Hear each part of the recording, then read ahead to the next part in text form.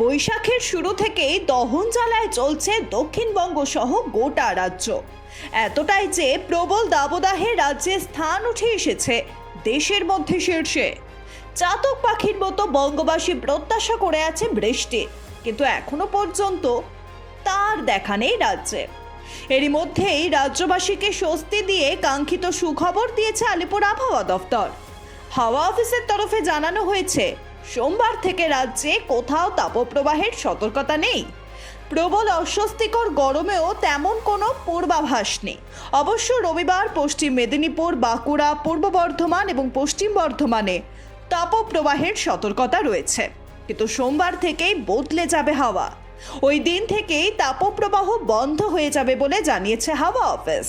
পূর্বাভাস অনুযায়ী সোমবার কলকাতা সহ দক্ষিণবঙ্গের সব জেলায় হালকা থেকে মাঝারি বজ্রবিদ্যুৎ সহ বৃষ্টির সম্ভাবনা রয়েছে।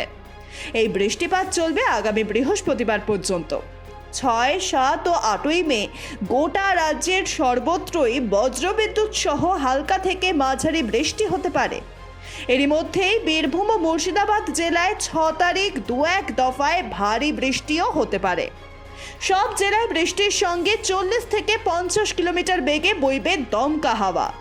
আবহাওয়াবিদদের অনুমান, এই বৃষ্টির জেরে দক্ষিণবঙ্গের জেলাগুলির তাপমাত্রা 2 থেকে 3 ডিগ্রি সেলসিয়াস পর্যন্ত কমে যেতে পারে।